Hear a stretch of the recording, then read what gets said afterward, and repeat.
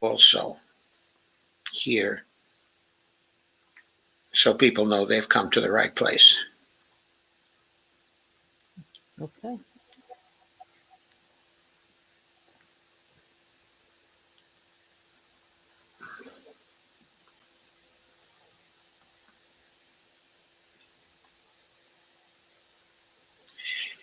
Hi, folks. So you can see that we are here. I'm going to introduce my guest properly in just a few moments. But for now, since we're live on Facebook and we did not have the link until now, I'm going to share to various groups and places on Facebook first, so we give people a chance to get here. So if you'll bear with us for a few minutes, we will be back in spades.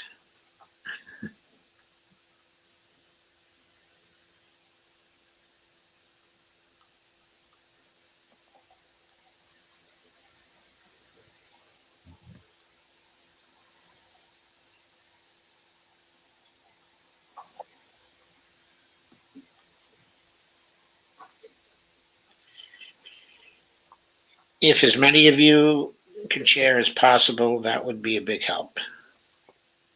Thanks.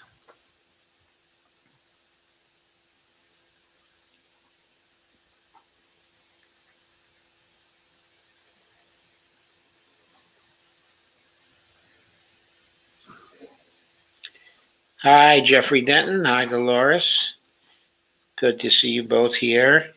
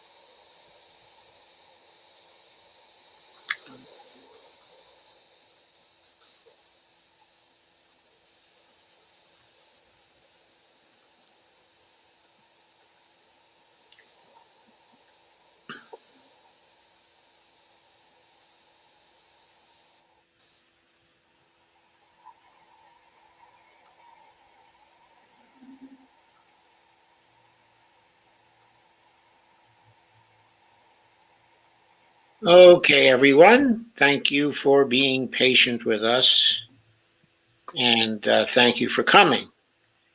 And welcome to the In-Depth Show. My guest for tonight is Madelyn Hoffman, the Green Party candidate for governor in New Jersey. I've characterized Madeline as the no-nonsense candidate. That doesn't mean she's not any fun. Thank you. It just means that when she has fun, she always has a very serious message, okay, that she gives to people.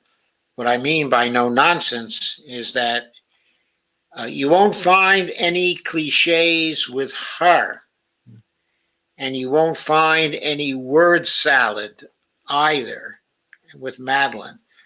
If you ask her a question, you will get an answer. You will get a direct answer. And in general, I think you're going to like the direct answer. And Madeline will tell you the truth as she sees it. And she's not going to beat around the bush but in any way. So, what I want to focus on tonight is the issues, the main issues in the campaign for New Jersey governor, okay, at this point. So, Madeline, please tell us the issues you are running on in New Jersey. Thank you, Joe. I am really glad to be back on your show. We have about 3 weeks left before this election on November 2nd. And I have to say, for starters tonight, what's on my mind the most is the lack of grassroots democracy in New Jersey. I say this because we just had the second of two official gubernatorial debates. And for the second time in a row, the Green Party and two other independents were excluded from the debates because the state legislature in New Jersey, along with the Election Law Enforcement Commission, has set a threshold of $490,000 raised by a candidate in order to qualify to participate in the debate. So on Tuesday night, I went down to Rowan College in South Jersey and I dressed up as a $490,000 bill. Now, I know there is no such thing, but one of our volunteers and interns made this incredible sandwich board of $490,000 on the front, $490,000 on the back. And they still wouldn't let me in, even with my money, even with the ability to pay the sandwich board. They still wouldn't let me in. And it just burns me up. It really burns me up because we did some live streaming on the outside. We answered some of the questions that were asked on the inside. We listened to the way the Democrat and the Republican answered those questions. And they acted as if they were the only two people with any ideas in this state, the only two people that voters could consider on November 2nd. And while this isn't new and this has been going on for a long time, every time this happens, it just makes me upset that the voters of New Jersey are not being told the full story. And I even contacted tonight, I contacted one of the reporters who was asking questions on the inside. And when I explained what I was upset about, what I was writing about, the first response was, "It's not my call." In other words, the person asking questions on the inside, instead of saying, "Oh, tell me more about what happened and why you're angry," could only respond with, "It's not my call." That's not what I was asking. I was not asking for anybody to bend the rules. We're asking for reporters to explain what's really happening. And Okay, so here, okay, I have to point out, mm-hmm, so much for the free press. mm-hmm, When it's not a reporter's call, that means there's no free press. It means somebody else is telling the reporter what they can cover and what they cannot cover. In the old days, I'm talking about in the 1940s, okay, 1950s. If somebody told the reporter that, the reporter would quit. mm, No reporters would ever stand for that mm, in the old days. Now it's routine. mm. Of course, the reporters are paid very, very well these days. In those days, they were not paid so well. Mm. Maybe that's why they were willing to quit. I don't know. But Well, that word that from the 40s and after, if we remember My Gal Friday with Cary Grant and all the investigative reporting that was going on, where people were going into the jails and going here and going there and asking the tough questions and trying to get to the bottom of all these stories. We've lost that for whatever reason. There are very few investigative reporters left, and I'd say that part of that reason was what one reporter told me last year. He told me that if there were certain unwritten or unspoken rules in media, and one of those was if you interview an independent who's running for office, you will not get an interview with the Democrat or the Republican. You'll be blocked. And so most reporters were intimidated or are intimidated from breaking those unspoken and unwritten rules. And then this issue here, Joe, it goes even deeper than this. And I hope to break through that sound barrier, if you will, um, because we in New Jersey endorsed Princess Blanding's campaign for governor in Virginia. She's with the Liberation Party. Her brother was killed by police in Virginia Oh my. a number of years ago, 2 or 3 years ago, I believe. She is appropriate. She is really angry about that. Obviously, that's where her journey to being a candidate. Um, that's where it started. And today she posted something on Instagram where a voter guide was issued by a group. I do not recall what the group was. And the voter guide had Terry McAuliffe, the Democrat. We all remember Terry McAuliffe from the Bill Clinton days, and working to make the DNC, the Democratic National Committee, as milquetoast and moderate as possible. And then you know the name of the opponent, Youngkin, Yes, Glenn Youngkin. Glenn Youngkin. Yes. Glenn Youngkin was a former president of the Carlyle Group, and the Carlyle Group is knee deep, or maybe higher, in oil industry and corruption within the oil industry, going back to the Iraq War. So, and George H.W. Bush. The Yes, and George George W. Bush too. Yes. Now, the Carlyle Group was originally a creature of the Bushes, Yeah. and Yeah. I think they're still very close to the Bush family and the Bush interests. Yeah. But of So course, also since yes. Trump is now running the Republican Party, Glenn Youngkin is now serving Trump. Yeah. So Princess Blanding, she would be the first black woman governor in the history of the state of Virginia. She was invited to the debate that took place on the same night as the first debate in New Jersey did, on September 28th. She was invited, she was given a ticket, she was sitting in the audience. The minute she stood up to say something about how she was excluded, security and so on, okay, all gathered around her, and ultimately she was taken out of the venue for the debate.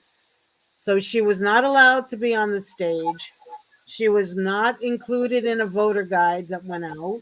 I apologize. I don't remember exactly which voter guide. So here we have the only two gubernatorial races in the United States in this election cycle. And we have two women, both certified by the Good Party as being anti-corruption, independent, and anti-big money, trying to address the duopoly. And in both cases, we've been excluded from the debates.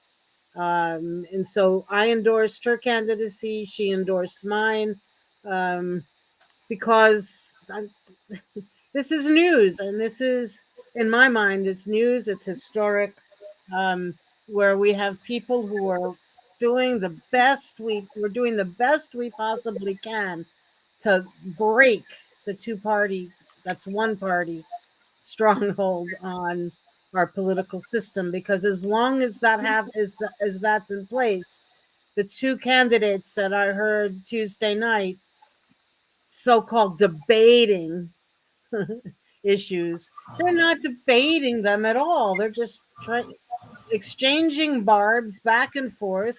They can say what they want. Nobody looks at their actual record.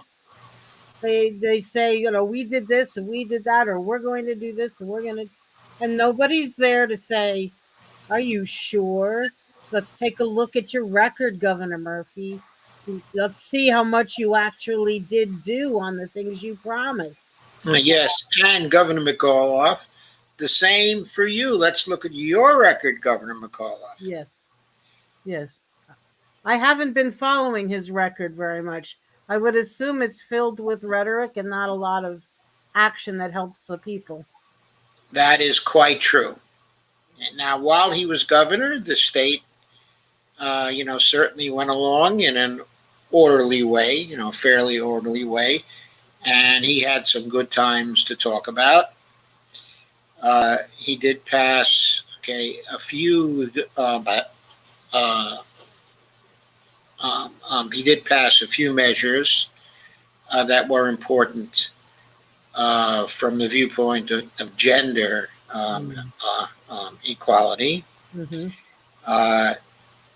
He's been fairly strong on civil rights issues, but a cipher when it comes to economic issues, a cipher when it comes to environmental issues, a cipher when it comes to healthcare issues, a cipher when it comes to matters, of equality, and very much a government corrupted by big money in Virginia from before the day he took office.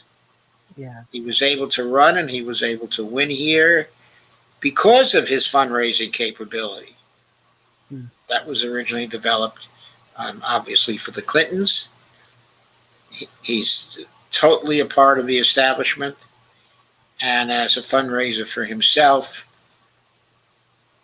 he was a monumental fundraiser. That's the only way to describe it.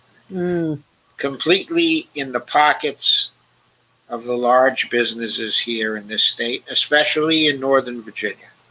A real funding powerhouse. And he still is. Yeah, it sounds remarkably like Governor Murphy. So similar. Governor Murphy spent $2 million in a primary where he was not contested. So he had $2 million. That we could use that $2 million in a lot of ways. We could use the nearly $1 million that were raised to get into the debates in a whole lot of ways. And an article that we just looked at that I just saw a couple of days ago, $58 million spent on the two campaigns in New Jersey. And we, as Greens, we're going to spend more than the other two independent candidates, but we're going to spend no more than $12,000. So out of $58 million spent, we are going to be a very, very small portion. But that doesn't mean we haven't made any noise, and that doesn't mean we're not trying to build a movement to change where New Jersey's going. And Governor Murphy too, if you put him next to Jack Ciattarelli on social issues, he's at least got a decent point of view. But if you look at him on the environment, he says 50% renewables by 2030 and 100% renewables by 2050. If we're all still here in 2050, of course, that's the Biden agenda, and it's way, way, way too lenient. We don't have that kind of time, and the young people who are working on my campaign have a sense of urgency way beyond that, half of the way there by 2030. And also economically, the real changes that are needed to address poverty, to address income inequality, to address the situation of undocumented.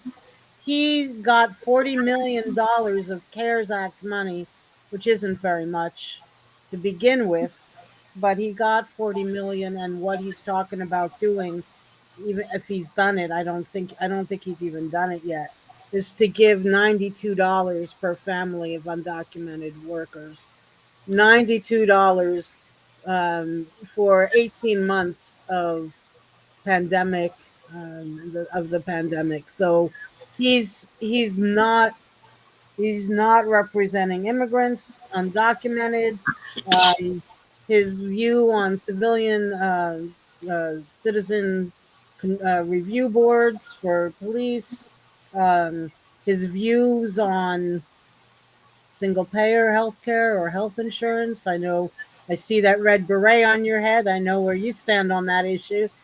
Um, the he thinks he goes along with the Democrats that say all we have to do is make some changes to the Affordable Care Act and we'll be fine.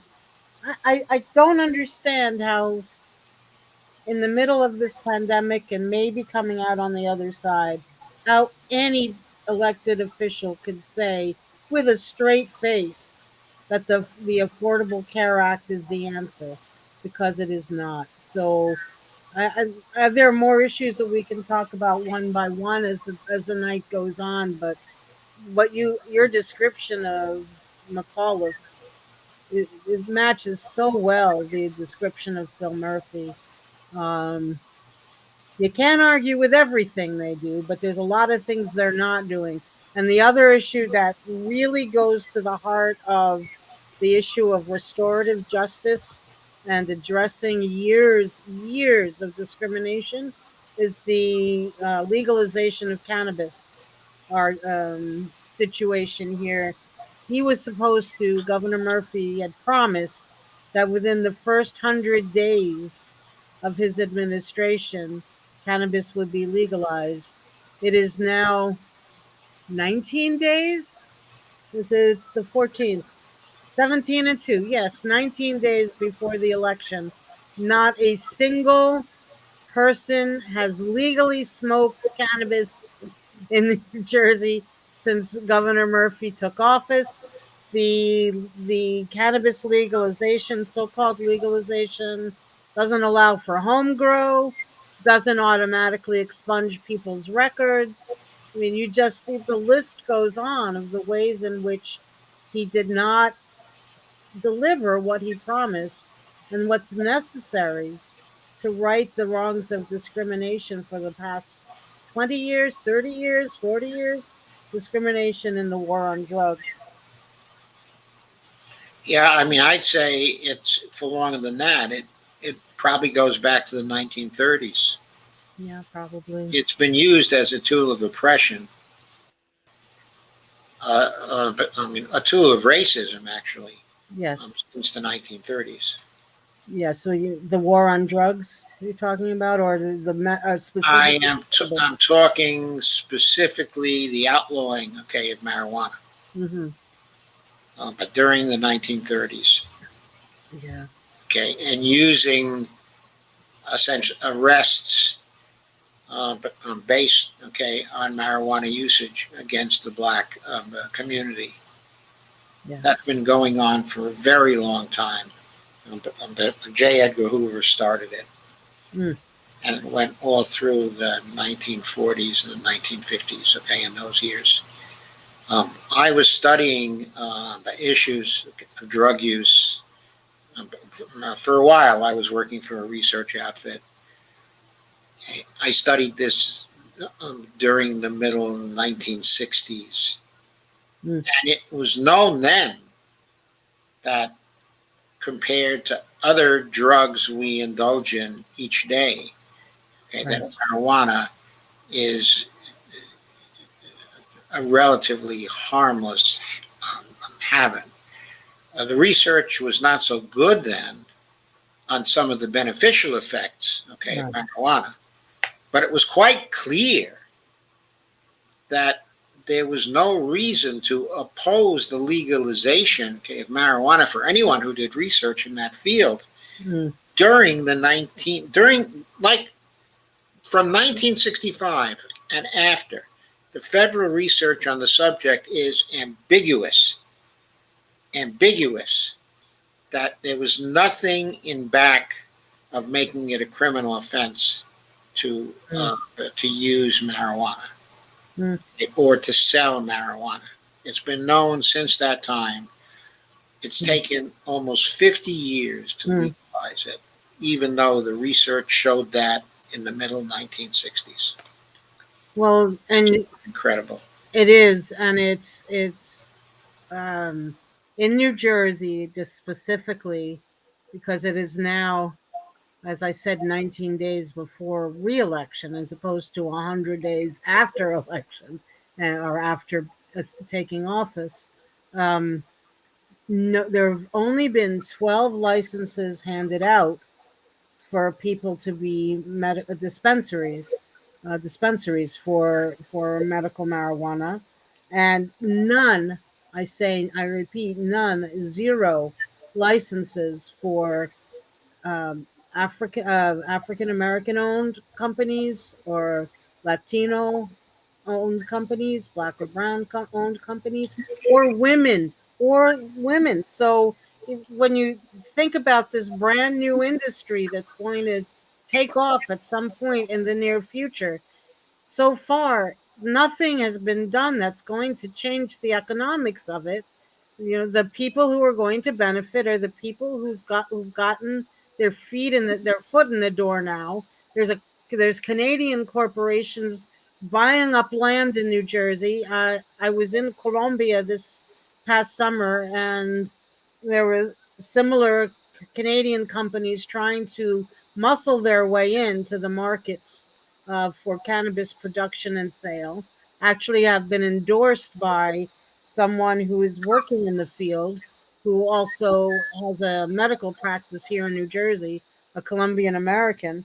Um, where's the restorative justice in this? Making up for these decades of discrimination.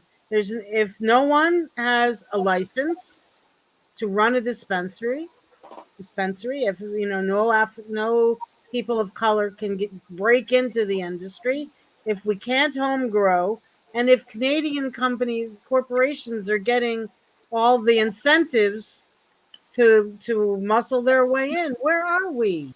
And that's, I mean, we had a conference, Women in Cannabis. We held a conference in South Jersey in Egg Harbor Township a few Sundays ago, and the stories about how how women in the cannabis industry have been shut out again. I mean, there's this whole issue of grassroots democracy, right, and being excluded from things. And in that particular instance of the cannabis industry, the idea of the legalization of cannabis was to make good on so many years of discrimination. And that's one of the issues that I'm running on as well. That, um, as you stated, Joe, there are so many other drugs. I mean, alcohol, for instance. Nobody's nobody's going to make it illegal to drink alcohol anymore. We tried that once already. Um, Work. what's that? I said it didn't work. No, it didn't work. And it hasn't worked for marijuana either, except to put people in jail. This is It's true. worked for that. This is true. It's worked to keep people down, This is true. but it has not worked to stop people from using marijuana. No, and when you were talking about the effects of these drugs, one being, which ones are worse, and I think the science is pretty unambiguous about that too. That alcohol does much more damage to your body than cannabis ever will. Right. And that is not to mention the opioids, Hmm. which, of course, opioids, some are legal. Oxycontin, okay, is an opioid, for Yeah. example, that is legal, Mm. and that has killed thousands of people recently.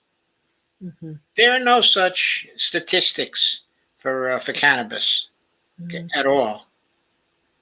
In fact, all the evidence is in favor, okay, of cannabis, okay, and its effects on the body. And there are some comments here concerning that we'll go through as we get to the comments. But I wanted to redirect attention to Medicare for All, because I know Mhm. you're a very strong supporter, okay, of Yes. Medicare for All. Yes. Would your preference be for a Medicare for All system or for a national health service? Hmm. Um. As long I think my preference would be for national health insurance. That this would not should not be a state by state program. Well, However, I was not actually asking the question as to whether the program should be national or state based as a preference. Okay, I was asking about uh, the distinction between a national Medicare for All program and a national health service program. For example, the UK Mhm. has a national health service, Mhm. but Cuba has a national health service. But Canada has a Medicare for All system. Hmm. New Zealand has a Medicare for All system. Australia has a Medicare for All system. So some of the universal healthcare systems out there are Medicare for All systems. Some are national health services. If I'm not mistaken, I think Sweden and Denmark have national health services, okay, as well. Uh, I okay, so there I are different types. I'm not familiar with the different. I have to plead ignorance on the differences between those two different kinds of systems, and I can't answer your question, but maybe you can enlighten me and others on some of the differences. Okay, well, I don't think I want to take the time, okay, on this, but I think you know what a Medicare for All system is, Hmm. okay, and you're for that, I am indeed. certainly very strongly. I am indeed, and um, looking at it again from a state, it, it is we need it to be federal, of course, but some of these programs, the feds get around to it if enough states do it, and we don't have the time or the luxury of waiting to try to get something implemented at a statewide level. It was so it, the Affordable Care Act, for example. I've been on it ever since it went into effect.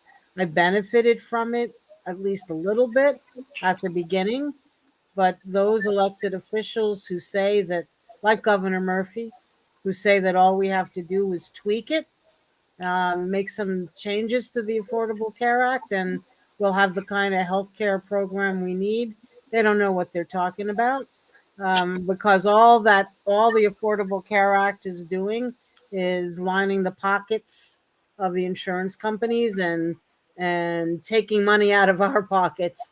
The deductibles may be low. I mean, the premiums may be low, but the minimum out of pocket expenses, or maximum out of pocket expenses, the deductibles, and the things that are covered and not covered, you basically have no insurance at all, except for maybe if there's unfortunately, an actual crisis that you face, a healthcare crisis that you face. They, I can't support that. I don't support that, and I support improving and expanding the coverage of Medicare, so that Medicare for all is available. Um, and so that, say, should we have another situation where people lose their jobs right and left, um, they're still covered. They still have health insurance, because so I think 14 million people lost their coverage during at least at the beginning of the pandemic, when they lost their jobs. And we just can't abide by that in this country or anywhere where anybody, um, through no fault of their own, uh, has no health insurance or limited health insurance, or could go bankrupt because their health insurance covers so little, and allows for so much of the money to come out of out of people's own pockets. We know that municipalities have it's just an economic nightmare, the current system that we have, and I know I know you're very much aware of that. So we talked earlier about the possibility of you're supporting state single payer, okay, in New Jersey, Hmm. if you became the governor, okay, of Yes. New Jersey. Yes. Uh, in terms of the national currents here, there are very powerful forces that are concentrated solely on the alternative of having a national Medicare for all program. Mm. They strongly believe that we all have to unite and create a very, very strong thrust, and that any kind of Medicare expansion or single payer at the state level Mm. is nothing but a distraction Mm. from the people uniting behind a national effort to get a Medicare for all bill passed at the federal level. Mm. At the same time, okay, we have other people who say, if we look at the national picture for Medicare for all, Mm. we see that the leading partisans for Medicare for all, specifically Bernie Sanders, okay, and Pramila Jayapal, both have backed off Yes. pushing strongly for Medicare for all, and instead pushing for a Medicare expansion program so that the vision and dental and hearing are covered, and so that the age of eligibility for Medicare goes down to 60. When they first started talking about this, they were saying 60 or 55. Mm. The minute you say 60 or 55, and everybody on the other side knows that you may be serious about 60, but you're not serious about 55. So they cease talking about 55 as a possibility, which is exactly what happened. Now everybody is talking about possibly lowering the age of eligibility for Medicare to 60. Mm. Okay. So they're behind that, but they're no longer doing anything serious to push the Medicare for all bills Mm. that they previously were for, not even for Jayapal's own H.R. 1976 bill, which she introduced in March of this year. She introduced it. She got 114, 115 co-sponsors. And apparently she immediately forgot about it because she never even mentions it 6 months later anymore. Just like she totally forgot about it. Uh, Well, it's obvious why that's the case. It's the case because Joe Biden said if it crosses his desk, he's going to veto it because Chuck Schumer has done absolutely nothing to bring it to the floor and is obviously opposed to this, and because Nancy Pelosi has said to people, "You will never get Medicare for all." She is certainly extremely opposed, okay, to Medicare for all, and she's doing everything she can to see that it never gets to the floor for a vote in her caucus. Okay. So that's what the national picture is. So obviously, it doesn't look very promising over the next 6 months, okay, or even the next 15 months, okay, at the national level, because these leaders are all going to be there, and there doesn't seem to be a disposition on the part of the Democrats either to throw Nancy Pelosi out as the speaker or Chuck Schumer out, okay, as the majority leader. And it's impossible for them to throw Joe Biden out, of course. So he would be there, okay, as an opposition, okay, in any case. So that is a summary of the national picture, except to say that it's beginning to look more and more like the Republicans are getting ready to take over in 2023 because the Democrats aren't delivering anything for the people except the first round of the ARP law, which was perhaps too little and too late, as we are now seeing, as the stimulus effects are leaving us, and the economy is beginning to tank. We see that this hiatus of 6 months, okay, where the Democrats were playing footsie with the Republicans at first, and then with Manchin and Sinema, the bipartisan crowd and the gang of however many it is, and not actually pushing for anything, No. trying to get a consensus. They're failing to deliver, is the point. They are failing, okay, is the point at the national level. So, in that kind of political context, would you be strongly supporting state and single payer?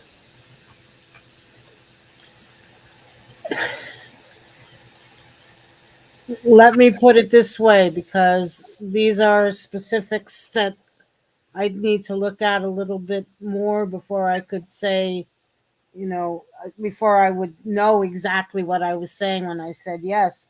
But I would be supportive of a program of single payer, as a program of improved and expanded Medicare for all at the state level, um, as soon as possible, because the longer we wait, this is something that we, as in this country, have been waiting for since FDR, when he put together his New Deal. He stopped short of the health care program for everyone because the corporations wouldn't accept it.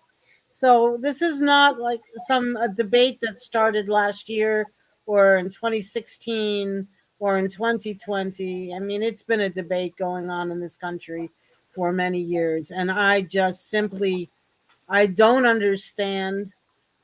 Well, I do understand. This is more a rhetorical response, but how anybody, all over the world, countries like ours have programs that provide for the people of that country, provide health care. You mentioned Cuba before. Um, Cuba even sends doctors around the world to help train. I mean, the healthcare. You said I don't use cliches because I'm not. I'm just going to read off a bumper sticker for a minute. It's healthcare is a right. It should be a right, and countries all over the world have already acknowledged that and put programs in place to do it. So whichever works, whichever could get through, um, I'm in favor of calling these programs what they are. The Affordable Care Act is not an insurance company. It's an insurance plan, excuse me. It's a one-way street. You pay into it and get very little in return. Um, and people in this country need the assurance of a healthcare program that works. Now, you were telling me something about Washington State's program, and I want to look into that more in depth. And I think, based on what you said earlier, Joe, and based on some other initiatives I've seen over the years, when the federal government won't do something, but enough states do it, it builds the political pressure for something to happen at a federal level. And so I'm not the type of person who's going to sit and wait for the federal government to do something, especially when we see, oh man, I can even remember when Bill Clinton was elected. One of the reasons I voted for Bill Clinton, and I was duped. I was duped. I got to say that. I voted for him because he talked about a national health care program. And then within 1 month after being in office, he He and abandoned Hillary the abandoned. idea. Yes, Was that he abandoned the idea. Yeah, that completely? was Oh Bill no, Clinton. That was Bill Clinton. yeah, we can't do that. We can't do that. He said. Changed on a dime. It's a 1992 we're talking about. Yeah. So we're talking about 8 and 12. We're talking about 30 years, just about. Um, it's not going to happen. And I remember too. Was it last? It was either last year or 2 years prior, where the groundswell from people looking for improved and expanded Medicare for all or a single payer healthcare program. It was 2018. yeah, it was really strong. And I remember reading somewhere where the DNC operatives were saying to their candidates, don't touch this issue with a 10-foot pole. Don't touch it. The people may want it, but our donors don't. The people may want it, but the donors don't. And we still have that set up today. So um, I do say that I need to read up a little bit more about the specific programs that could be an option, but I say with certainty that whatever one is proven to work, um, I think that it is that rather than wait until the federal government does something, we've got to get moving on the state levels or on the states level. Okay, there's some rough statistics for Washington. These are not entirely accurate, but they're certainly in the ballpark. Okay. And it's good, okay, for illustration because you can think about percentages easily. In Washington in 2021, they're spending, all sources are spending $100 billion on health care, okay, in that particular state. Mm. Okay. Had they passed their state level single payer plan, which they've been working on now, the grassroots have been working on this plan now for, I guess it's 3-4 years now. Okay, they've been working on it. Still pushing to get it passed, strongly pushing. There's going to be a grassroots effort as soon as the pandemic actually goes away. That is going to be monumental, okay, in Washington. But the point here is the economic projections for that particular plan show 33% of savings, cutting down total expenditures while including everybody. Including everybody, still cutting down total expenditures to 67 billion. Out of the 67 billion, through various tricks that are perfectly legal, okay, at this point, it is likely that 46, okay, and a half billion roughly, okay, would be paid for by the federal government. Okay, and that would be especially the case if Ro Khanna's state-based healthcare bill were to pass. Okay, in other words, it would make it easier if it were to pass. But even if it didn't pass, there are ways of doing it so that 46.5 billion would be covered by the federal government, leaving 20.5 billion, but to be covered by the state. There is a state funding plan that has been put in place by whole Washington, okay, a proposal where the state would be able to raise, I think the figure is $32.8 billion. Had they passed this in 2021, they would have been able to raise $32.8 billion when they only needed 20 and a half. 20 and a half. So they would have had a surplus for Yeah. the program that could have been banked. Okay, in this case, actual bank account, a surplus of 12.2 billion, Mm. which in turn would have covered half of what the state expenditure was going to be in 2022. Exactly. They would already have banked Exactly. without, of course, stopping the revenues from coming in. So it is, for that state, a very economically viable plan. Okay, Oh, and uh, I don't think any other state, people in any other state, have formulated, okay, an economic plan as viable as this one, because I think in many other states the orientation has been, well, let's tax the rich for it, Mm. which is fine. I'm all for taxing the rich, especially at the state level. Well, I'm for taxing them at the federal level too. Mhm. But the point being, at the federal level, I don't need to tax them for revenue. At the state level, they do need to be taxed, okay, for revenue.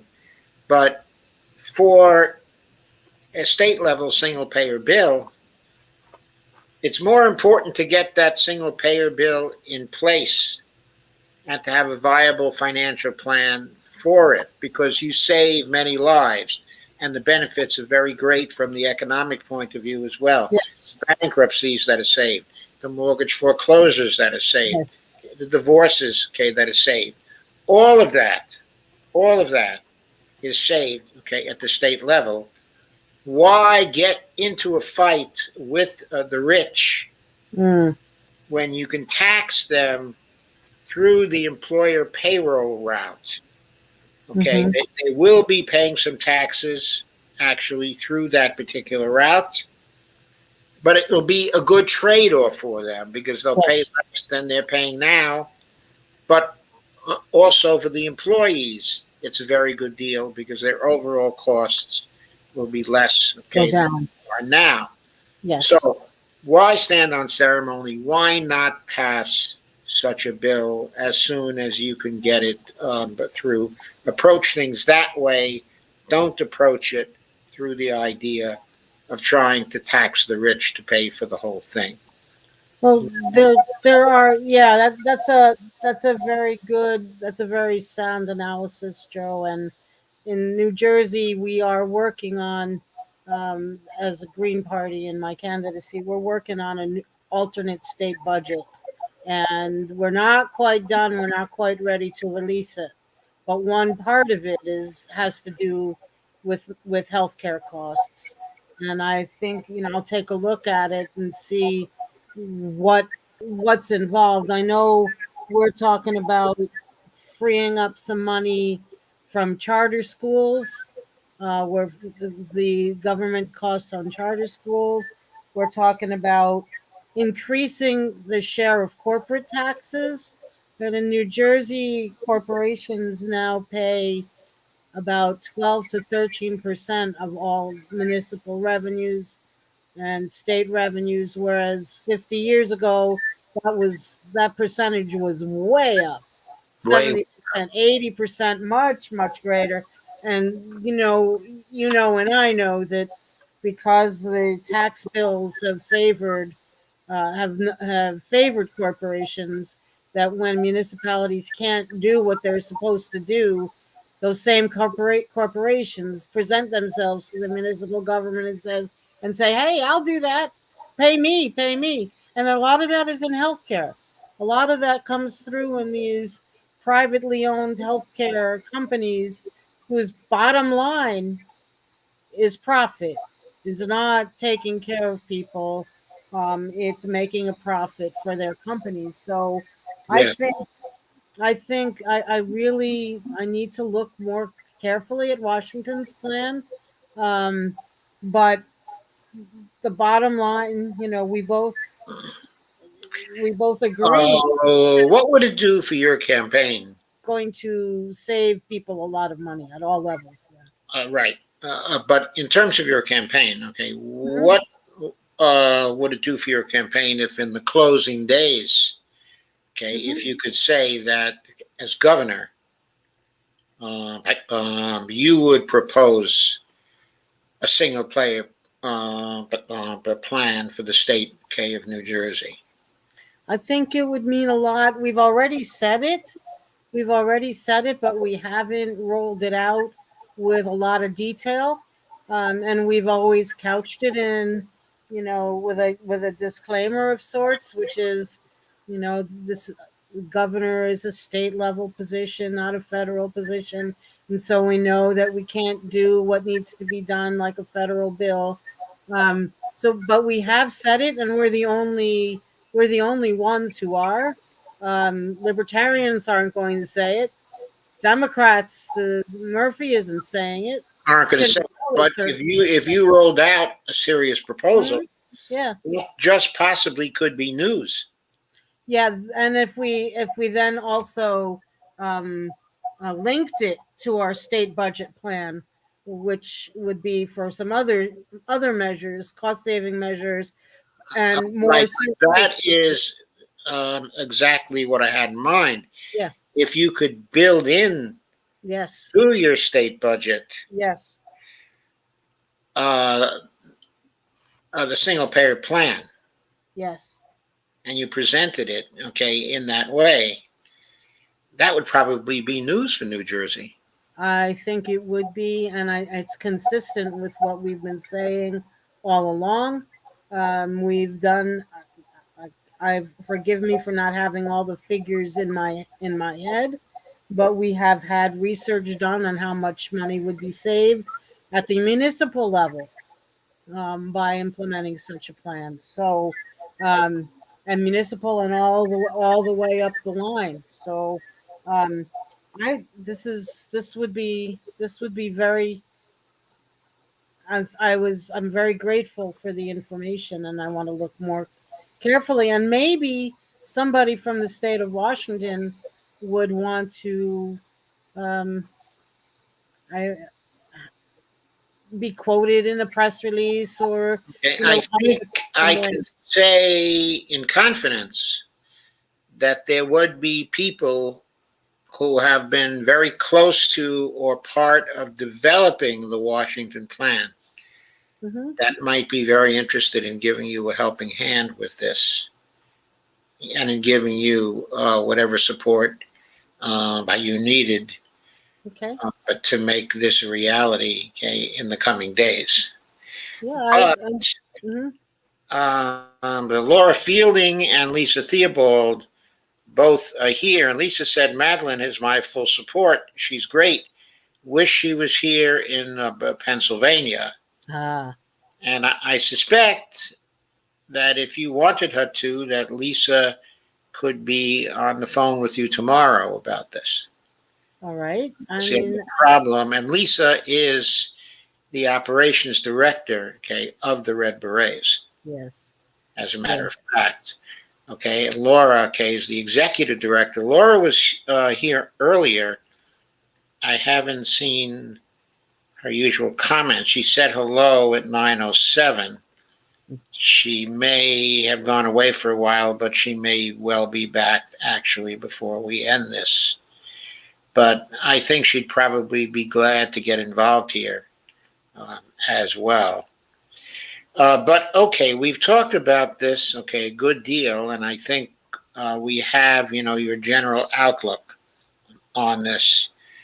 But Yes. what we haven't really discussed, and which is very, very important, and that I'm thinking we get Cindy hooked up with Madeline.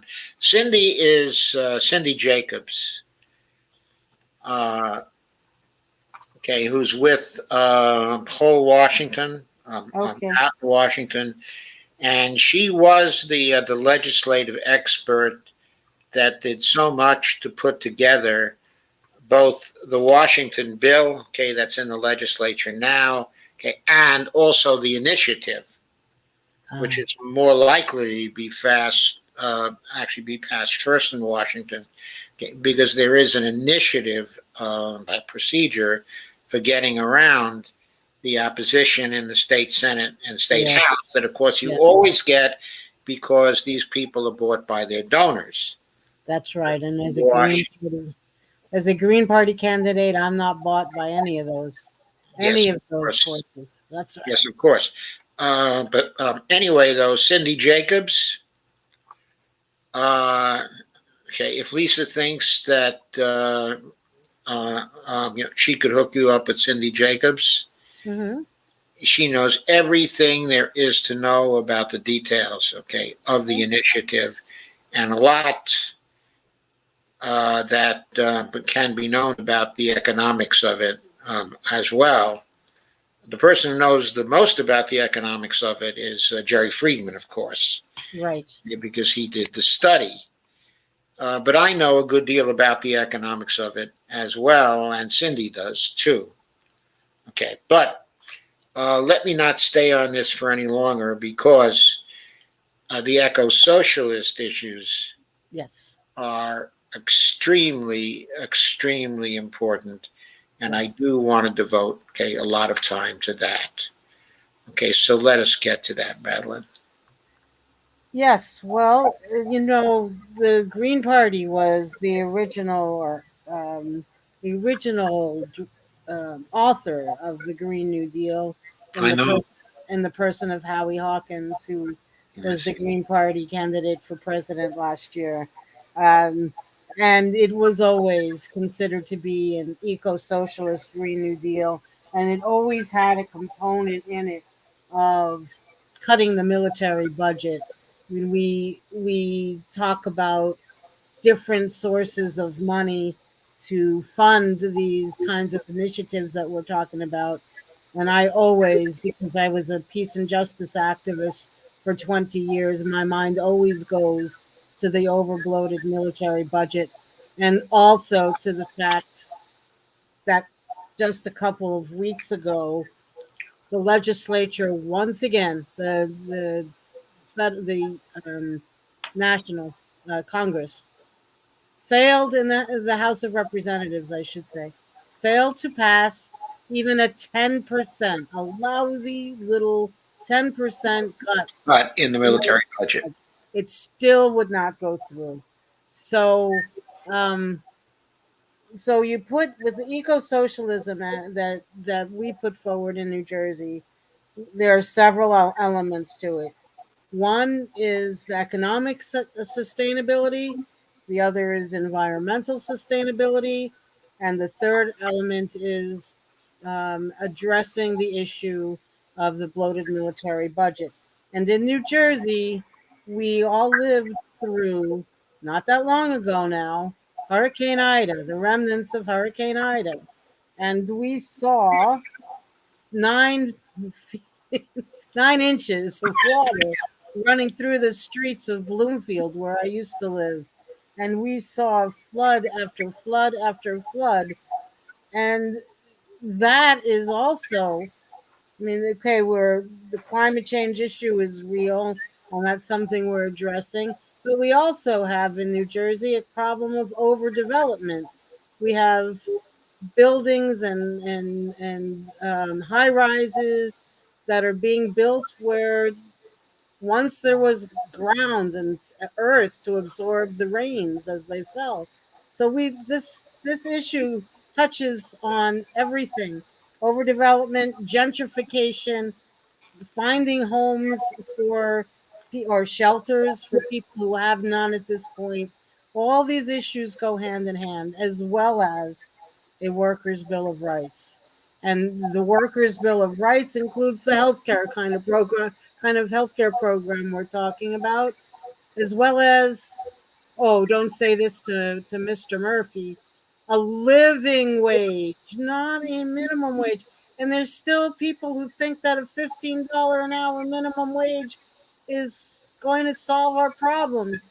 I No, want no. And they're saying a $15 an hour minimum wage in 2025. to, right, right. Right, I forgot that little detail. But we need something. We need something far larger in 2021. And they Exactly. Yeah, I mean, and people are fighting tooth and nail over it, gnashing of teeth over, raising the minimum wage to $15 an hour when it's so far from what is needed at this point. it should It easily be $25 an hour in yes, Jersey, yes, and yes. I thought probably $30 an hour in New York City. yes, and nobody's talking about living wage. They're only talking about minimum wage. And remember, Joe Biden was going to. Remember, he was going to do something about that. So he said. I Right, was but he was prevented from doing something about it by the parliamentarian. exactly. Right, right, by Hmm. little Elizabeth McDonough. Stop big Joe Biden.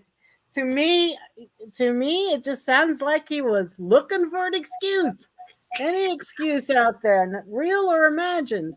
Um, and then also, of course, tuition-free college, forgiveness of student loan debt, cancellation of rents. New Jersey has done a little bit they've extended the moratorium on evictions and some other things like that. But Governor Murphy also, he said emphatically, because that's the national plan, that $300 supplemental for unemployment, it's gone. It's done. He's not extending that anymore. Yeah, because he wanted to get people back to work, right? Right. And so Well, the people wouldn't go back to work anyway. They're saying, screw you guys, we're not going back to work for that money. right. And you see all the different companies. I mean, we were having a discussion a couple months ago, I guess in August, about a national strike. And at that time, it didn't seem like any or too many of the workers were thinking along those lines. But now there's Kellogg's, there's at least two or three other major companies or industries where people are going out on strike. People don't want to work for the minimum wage that isn't anywhere near a living wage anymore. And so maybe, out of the pandemic and all of the terrible things that came out of that, maybe there will arise a very strong movement of workers who are saying, this was never acceptable. Okay, but now we have to speak out against it or about it. And I see so many places that say they're hiring. They can't get people to work because they're not paying a living wage. It's as Yeah, simple because as they're not hiring. In other words, they're hiring at a terrible wage that people don't want to work for, right, and they won't get it through their thick skulls. If you're hiring, it means you have to be hiring at a living wage that people right, will accept, that people have something to say about this yes, right now, yes, because it's yeah, much more of a tight employment situation than it's been for a very long time, probably due to the pandemic and the effects of the pandemic. right. But there's something else that I think might be very relevant for you, and I don't want to distract from the eco socialist discussion. I think Hmm. this would be part of the eco socialist discussion, perhaps. At the federal level, Hmm. the financial resources of the federal government are not being used to their full effect because we know that at the federal level, the taxes do not pay for spending. We know that the money that actually goes into the Treasury spending account is newly created by the Federal Reserve each time it fills up the Treasury spending account. I don't want to go into the technical arguments behind that show that this is true. I'm going to ask you to take my word for it. Hmm. But the point being, the federal government, including the Federal Reserve, including the Congress, the president, okay, and the Federal Reserve have the power under the Constitution to create all the money that they need to create to pay for any program that they think is in accordance with the needs of the country, okay, the public purpose. Okay. So the question is, what will they decide is the public purpose? Mm. How they can pay for it is just a technical detail. The fact Mm-hmm. is, they can always pay for it because they're empowered by the Constitution with the power to create the money that is necessary to pay for it. That's in Mm-hmm. Article 1, Section 8, okay, the Constitution. Right, right. I can give you technical details as to how things can be paid for. There are two very, very simple ways. But the point, okay, I'm raising is this. Our states, since perhaps the 1970s, our states have been starved for federal funding because the doctrine has swept the country that federal funding only comes through taxing or borrowing. And the national debt is this huge, scary figure that everybody's going to have to pay for at some time. The idea that the federal government can create as much money as it needs for the public purpose is directly opposed to that particular point of view. Mm-hmm. If you accept the truth, okay, of the point of view that that money can be created, then from the standpoint of a state governor, the attitude has to be in relation to the federal government. Why can't I get what my state needs? My state joined the union in the first place so it could provide for the general welfare of its citizens. Why is the federal government not fulfilling its obligations to my state and to other states of the union too? For example, if I have a state single payer program, why should the state have to pay any part of it? Why shouldn't the federal government be footing the bill for the whole of it? If I have an eco-socialist problem for my state, why shouldn't the federal government be funding that? Why does my state have to fund it?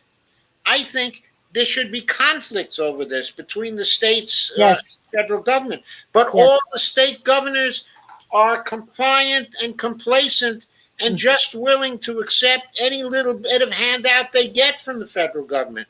Why does it have to be this way? Well, and I also we're pushing for, and it's related. It's not. It's part of this. What part of what you're saying, Joe? We're pushing for a public bank in New Jersey as well. Yeah, public bank would be very useful. Which is something that Governor Murphy promised to do 4 years ago, and he set up a commission that's done absolutely nothing. Has had no meetings. Has done absolutely nothing. And so, as a candidate for governor in New Jersey, Green Party candidate for governor in New Jersey, we've called for a public bank. We've had a meeting with people who are pushing for a public bank, who can't endorse and won't endorse anyone. But the idea of a public bank, I think it's misunderstood by some who think, well, it's just another government bureaucracy. It is not. The idea of a public bank would be to have all the various sectors of a community actually deciding what money was needed and where that money would be spent. And so that public bank, not just me as governor, but that public bank could also ask federal government for money to fund certain things that need to take place within the community. And the idea of having teachers and nurses and construction, municipal workers, and farmers and other people deciding how our money gets spent. I mean, why should that be so radical? It's not a radical idea at all. It's grassroots democracy all over again, and it's taking these decisions out of the hands of Goldman Sachs, out of the hands of Boeing and Raytheon, out of the hands of Prudential Health Insurance, out of the hands of all these companies that are in it to make profits, obscene amounts of profits, and putting it back, these decisions back in the hands of the people. And so I think that goes hand in hand with what you just said, Joe. Well, I think so too. I think public banks, okay, at the state level have the potential to greatly increase the fiscal capacity of the states. Mm, This would be especially true if the public banks were to become part of the Federal Reserve System. So mm, they get similar protections, okay, to the mm. protections that the commercial banks get. And so Yes. that they would be in a position to really compete with the commercial banks. Okay. I mean, I'm not saying there's a competition for funds because once the Federal Reserve is involved, Right. there's no question of limits, okay, on the money that can be extended to banks that have the borrowers that are actually credit worthy, okay, because everybody would have the backing of the Federal Reserve Bank. Mm, But the actual banks, including the public banks, create the money for loans out of thin air. mm, That's a very important point, okay, that everybody needs to know about. So there's no competition for loan funds because there are no loan funds market. Deposits at these banks, commercial banks, and the public banks would not be loaned out. Okay, if the capital of a state bank is based on the pension funds, okay, of right. that state, Yes. okay, as in North Dakota, Yes. those pension funds would never be loaned out. Mm, They would always remain part of the capital, okay, the bank. There's no need to loan funds out because under the present banking system we have, the funds are created by the banks in response to loans. Okay, the money multiplier is a fiction.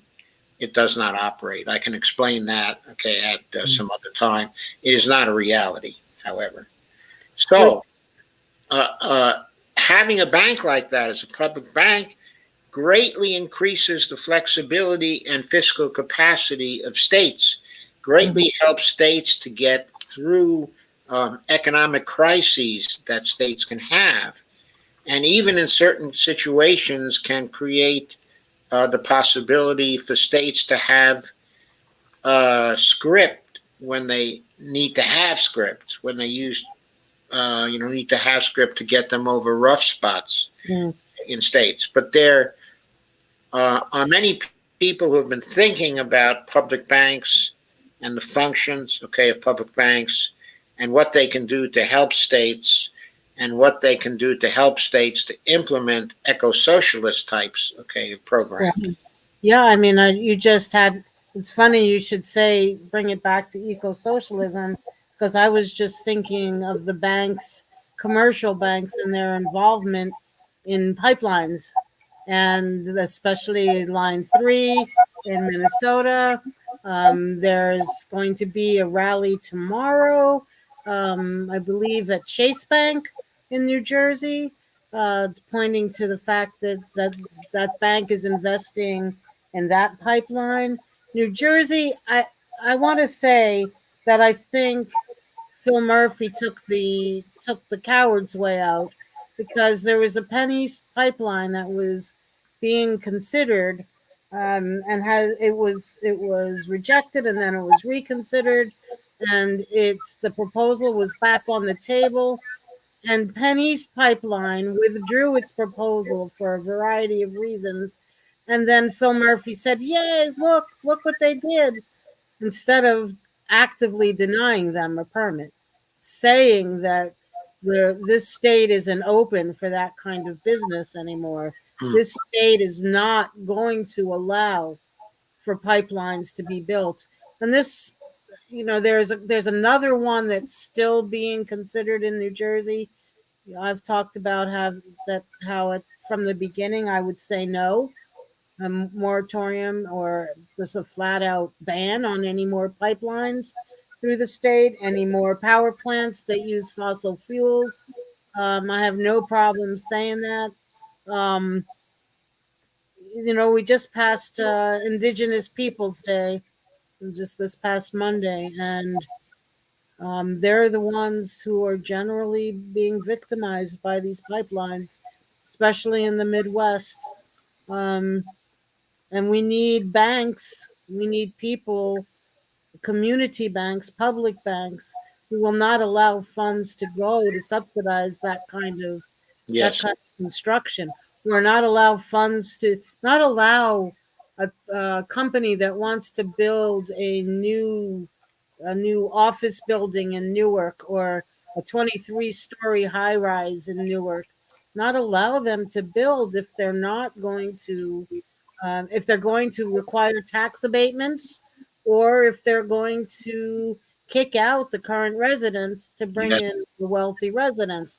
There's all different ways that can be. There are many different ways that can be handled, but a public bank, public decisions, community decisions over how money is spent is one way to do it.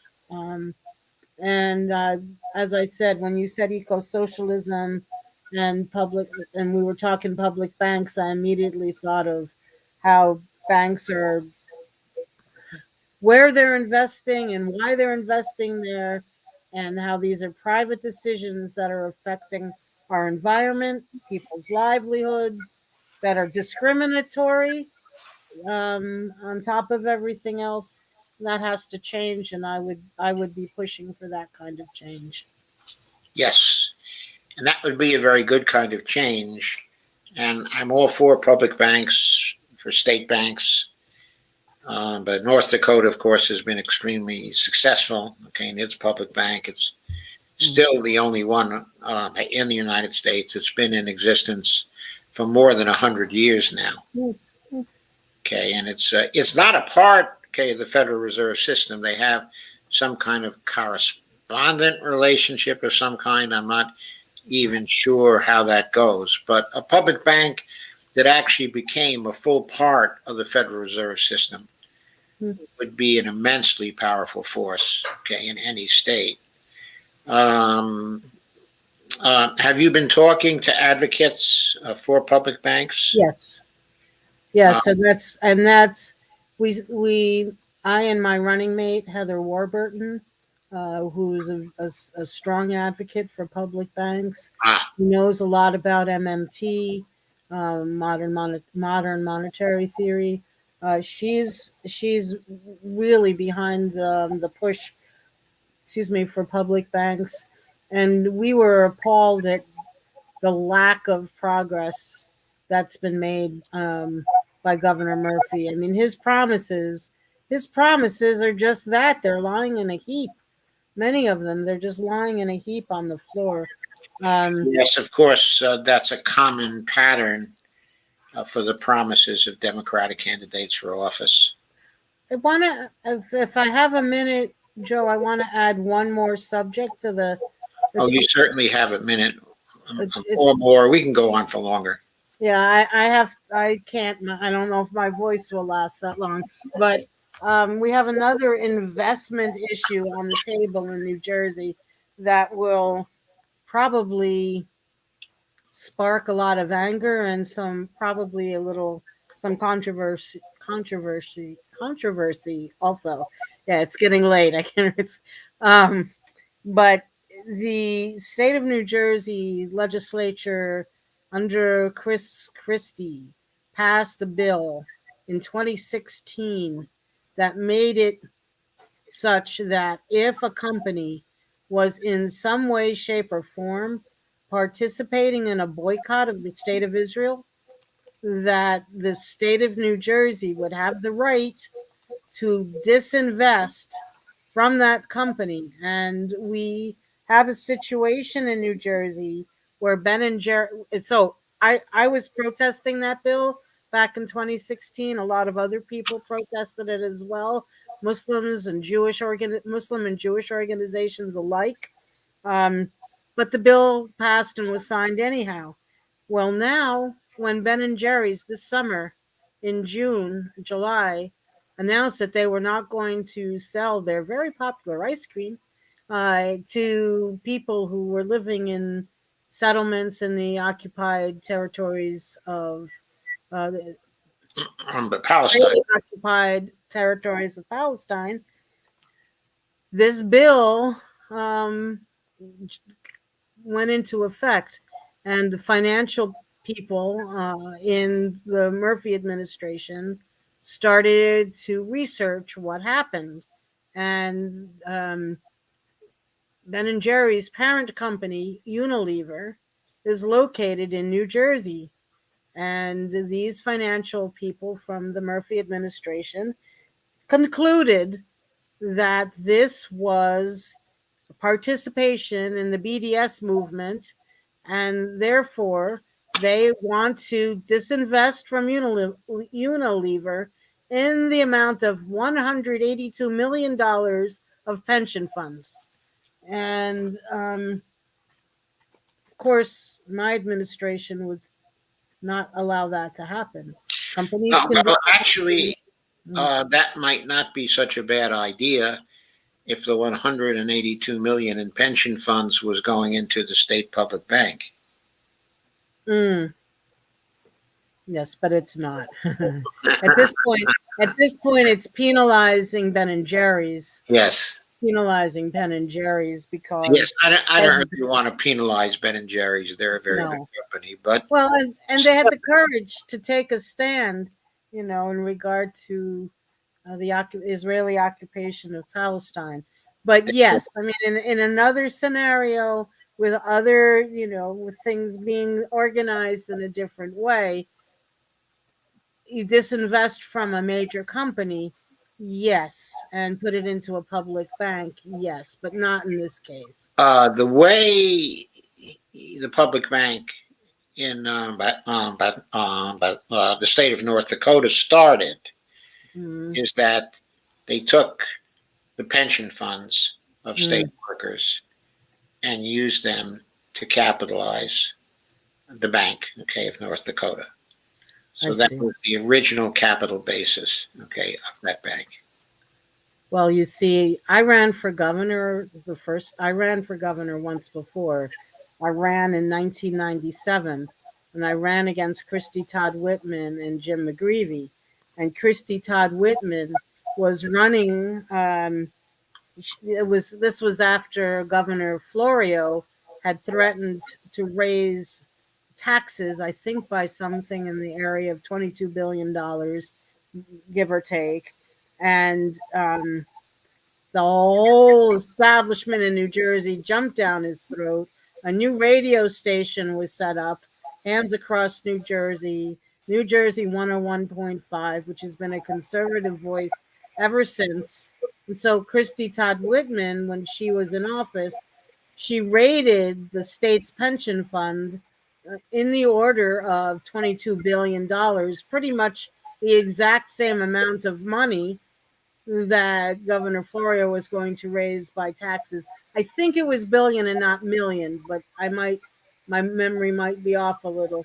But in any case, she raised, quote unquote, raised the money by raiding the pension fund when Governor Florio was going to try to raise the money through taxes in the here and now.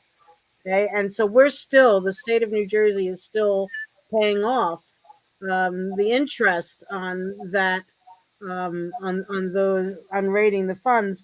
And that I remember the headline in one of the newspapers at the time was "Party now, pay later," and this is actually what's happening now. So yeah, she took the pension funds, but not to put it back into a public bank. And the firemen and police, the rest, they were outraged by it, but she twisted the arms of many politicians, legislators at the time, and got that through because If you don't see it, in the form of a tax right now, then how could she be doing something wrong? And it actually worked. I mean, I raised the issue, others raised the issue, but she walked away from it unscathed. Um, but Sure. I don't know. We should probably wrap up a little. I think I'm losing my not only my voice but my but my coherence here. Okay, so if you'd like to leave now, that's fine. I'm going to stay on because I usually read out all the comments and Yeah, answer questions, okay, and things like that. I would love to hear the comments and questions. If there's anything that's specifically addressed to me, I would be glad to respond to it. I should also just let people know that we're still raising money. We're still trying to which we're still putting out Facebook ads and doing things to try to get our message out as widely as possible. So I'll just direct people to our website, which is www.hoffman for gov and j. That's all. Those are all lowercase letters. Hoffman for govnj.com. And you can volunteer. We're doing phone banking. We're getting signs out. We're canvassing door to door. We're sending out ads through Facebook. We're doing everything in our power to get the message out, to build the movement in New Jersey around a lot of these issues that you and I have discussed tonight, Joe. Okay, Um, so where should people go to donate, Madeline? well, HoffmanForGovNJ.com. On our website, there's a donate button. You donate. It comes in through PayPal. Every little bit of money will help because these Facebook ads. Um, that doesn't sound like much, but what today we got we got dozens of people to like a post that we've never spoken to before, and this ad will run for 8 or 9 days. Um, One is an ad about a climate change rally we're having, or anti climate change rally we're having at Rutgers University on the 23rd of October. We're trying to get a lot of people to come out and support the students at Rutgers who want to see a change and they want to see it now. Um, so these ads, $5, $7, $10 goes a long way in getting and reaching out. We can target the ads. This is this is what people complain about with Facebook, and rightfully so. But also with Facebook, we can target to people who are politically active, politically interested, environmentally active, concerned about sustainability, justice, and all of that. So any donation of any amount will help us extend our reach and extend our messages about grassroots democracy, ranked choice voting, public bank, eco-socialist, Green New Deal, um, citizen review boards, civilian review boards with subpoena power to go after the police, defunding the police who've done something they shouldn't, and the list goes on. So if anyone is feeling generous tonight and likes what I've said and the conversation that Joe and I have had about this, Hoffman for Gov. That's HOFFMAN FORGOVNJ.com. Really appreciate any donation of any amount. Okay, thank you, Madeline. What I'm going to do is go over and I'll read out the comments, so that will save your voice. Okay. Okay, Thank you. what I'll do is read out the comments that are directly to you in some way or that involve questions. Okay. So Jeffrey says, I put it on the PIN Progressive Independent News New Jersey page, Joe. But Jeffrey Denton is the person who runs the Facebook page, but for the Red Berets, actually. Ah, Okay. And he's also very active in the progressive independent news pages. Not simply the New Jersey page, but the pin pages that apply to states and cities across the country. So he has a lot of ability to spread the message. And I think we'll see from some of the other comments that he liked a lot of what you had to say. Lisa Theobald said, hello, everyone. Okay, I want to point out Laura Fielding was also here at 9:07 just to say hello. Okay, folks, I'll come back later and read some of the other comments. But Lana Dell, who lived in New Jersey for many, many years, and I think actually is a native, okay, of New Jersey, but who now lives, okay, in Minnesota, says, I am here late as I was listening to Kip Sullivan and Ann Jones, who are highly involved with the Minnesota healthcare program. In other words, there's an active group, okay, in Minnesota for state-based single payer as well. And Kip Sullivan has been active in the One Payer States group, okay, which is an internet group that is trying to serve as a clearinghouse for people interested in state-based single-payer programs across the country. And I know Kip Sullivan has been working with them also for some years, writing papers. He's a very important thinker in terms, okay, of Medicare for All, and was a critic of the Affordable Care Act in the period 2009-2010, a very successful critic who really showed that the public option was not a viable way to go, that it was a bait and switch. And he gave really cogent and lengthy critiques in two wonderful papers that he wrote back, okay, at that time. I came to know his work when I was blogging, okay, at Fire Dog Lake, okay, at that time. Okay, and he and I had quite a few friendly exchanges then. But his papers were wonderful.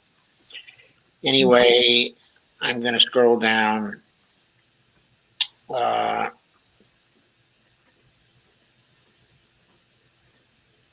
So Jeffrey Denton says, cannabis is part of the human immune system known as the endocannabinoid system. That's one of the reasons it was demonized and criminalized in 1937. The robber barons actually attacked the immune system back then. Then at the 1961 Single Convention on Narcotics of the UN, Harry Anslinger made it a Schedule 1 narcotic, even though there's never been a single recorded death from cannabis. Harry Anslinger was the right-hand man of J. Edgar Hoover in the 1930s. And it was he who led the crusade against the use, okay, of marijuana and the successful effort to make it illegal. But get it on Schedule 1. He was a very, very evil character in all this, to say the least. The name, I do know that. I do know that name. Yes, Harry Anslinger, yeah, a pretty bad guy. Jeffrey Denton says all but 3 states have legal CBD laws, but there are a few left that don't have legal marijuana laws. Okay, marijuana is the female version that gets you high, and hemp is the male of the same plant that will save the world without even getting you high. Right. Of course, there he's talking about all the different applications of hemp that are possible, including in storage batteries, okay, and things like that. Absolutely. And Jeff says, well over 500,000 Americans are forced to file for bankruptcy more than a decade after the Affordable Care Act was implemented. Mm-hmm. And almost that's each year, and almost 80% of the people were forced to file for bankruptcy due to excessive medical bills actually had health insurance at the time. Right. And it's one of the most striking statistics, Kay, that I'm aware of too, Jeff. And thank you for citing that. And Jeffrey Denton says the Clintons are absolute Republicans and changed the Democratic Party from the inside, which a lying YouTuber claims you can't do. I think there are a number of lying YouTubers who say you can't change the Democratic Party from the inside. But anyway. You can't change the Democratic Party and move them to the left from the inside. Yes, maybe you can change them and moves to the right. Right.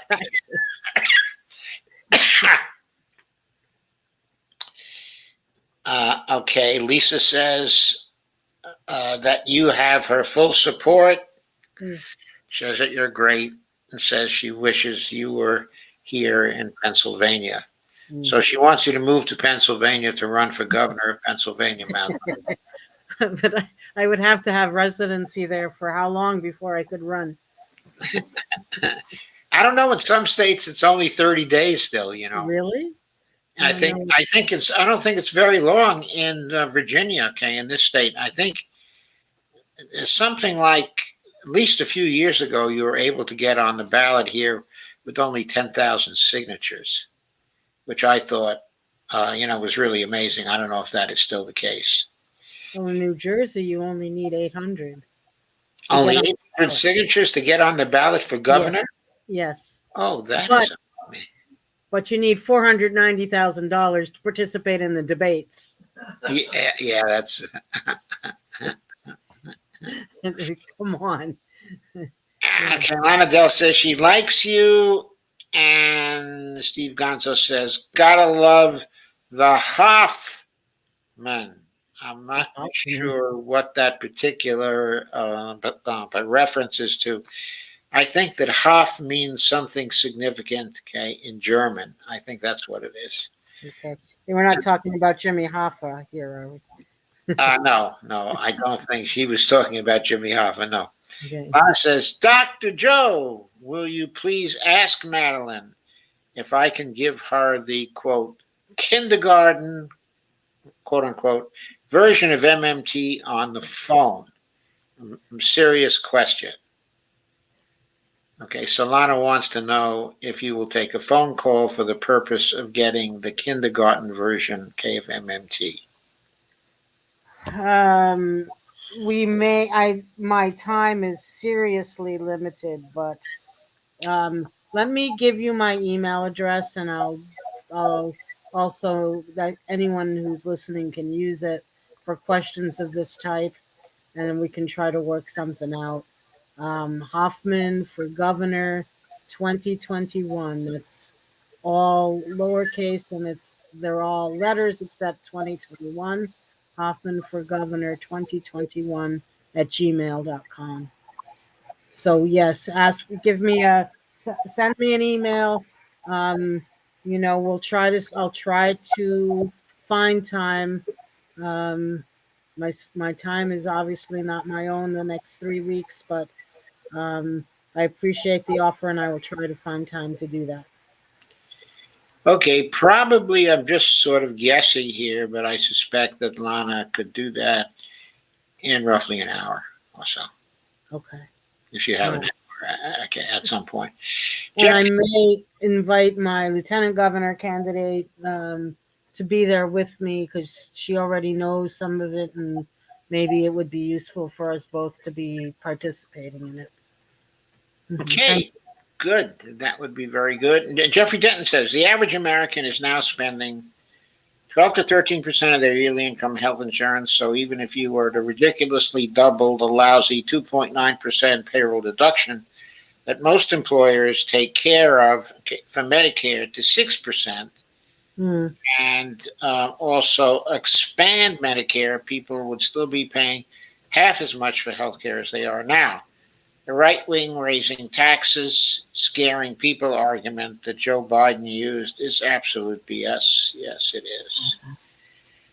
Carmen says, "Hi, Joe and Bonnie, guests and friends. I'm super late. Okay, but I'm here now. Okay, and Bonnie is my wife, who, by the way, is always here with me when I'm live streaming, and who sometimes you'll hear her laughter, okay, in the background. Hmm. And sometimes she asks a question or two, which Sure. I always take when she has it.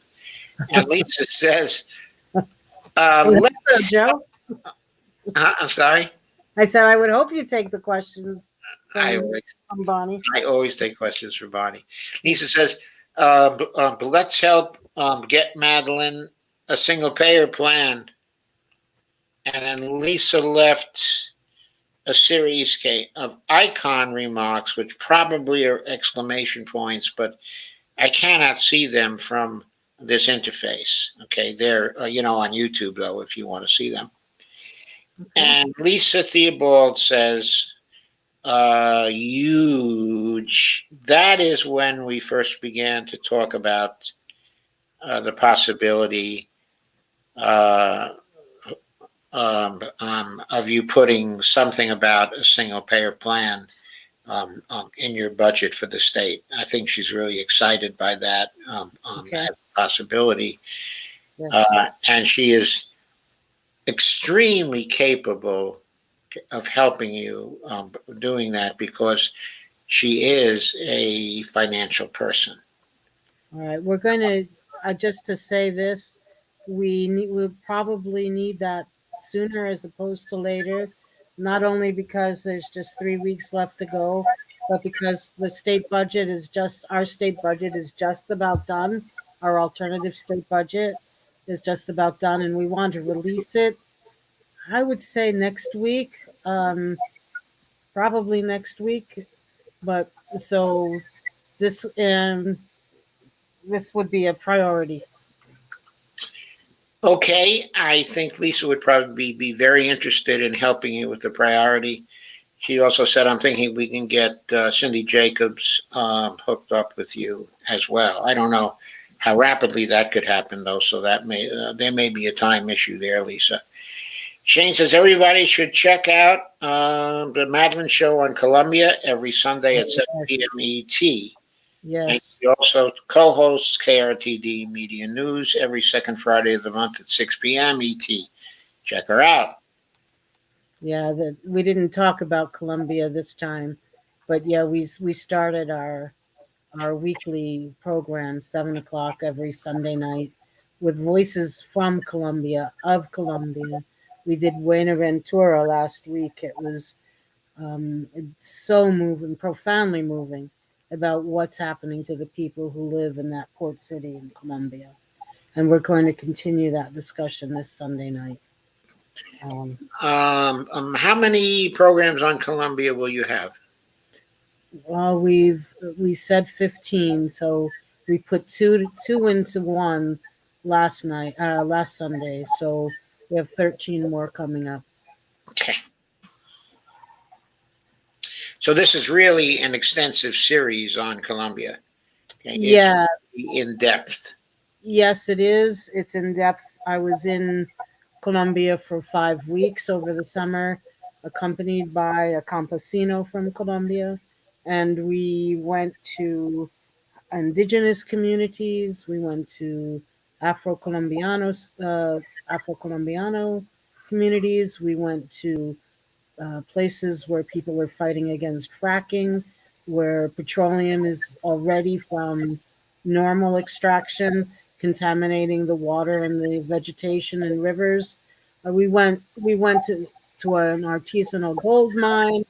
Um, we're putting together a series basically showing how people in Colombia are trying to stand up to the corporate and government, the alliance between multinational corporations and government, because those two forces are trying to destroy entire ways of life and entire ecosystems. And so, but it's one thing for me to say it, it's another thing for Colombians in those situations, in those communities, to share their stories, and that's what our efforts are all about. Okay, great. I'm scrolling down to see if there are any more specifically for you Mm. uh, as we go.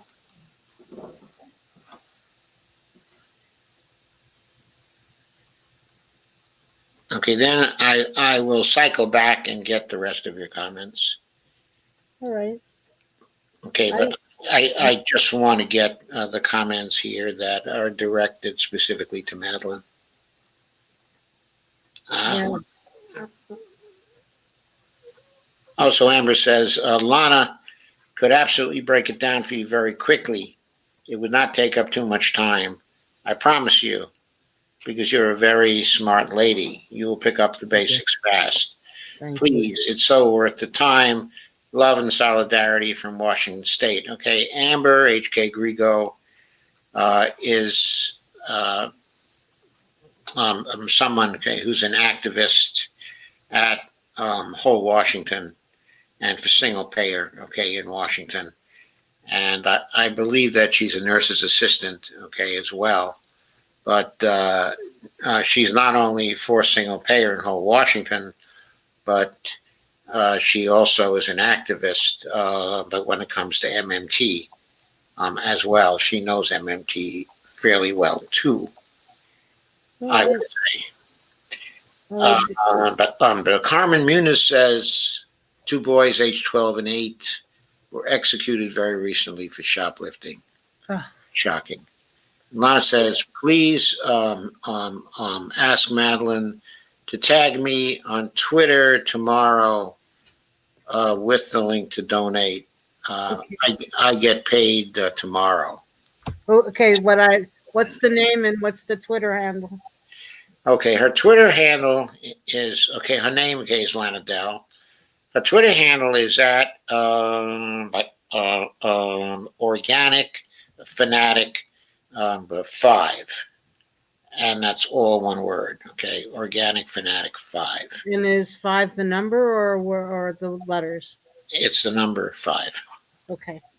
Organic Fanatic 5, and I should send out a I should do it on anyway. I should do a donate. The only thing you have to do is to tag her.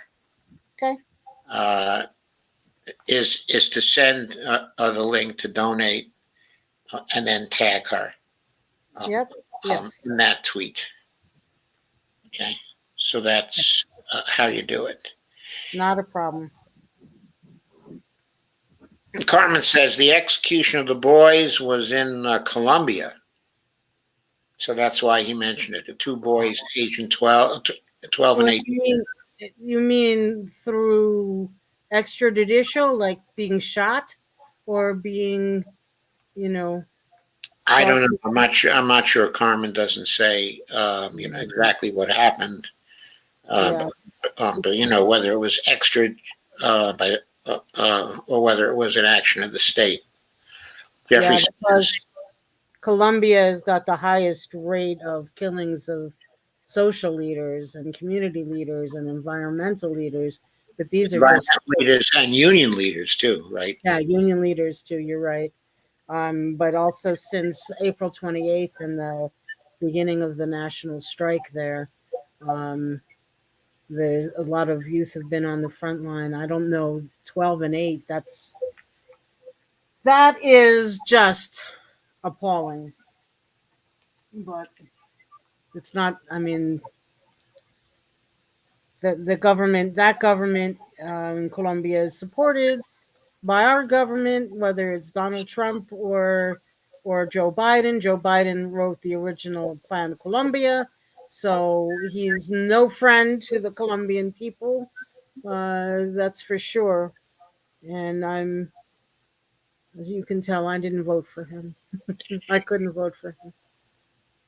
The activities of the CIA down there are notorious, Yes, absolutely notorious. yes, yes, indeed. I mean, it's a beautiful country with a lot of beautiful people, huge amounts of biodiversity, lots of mountains and rivers, just a beautiful place that's under attack on a daily basis from multinational corporations.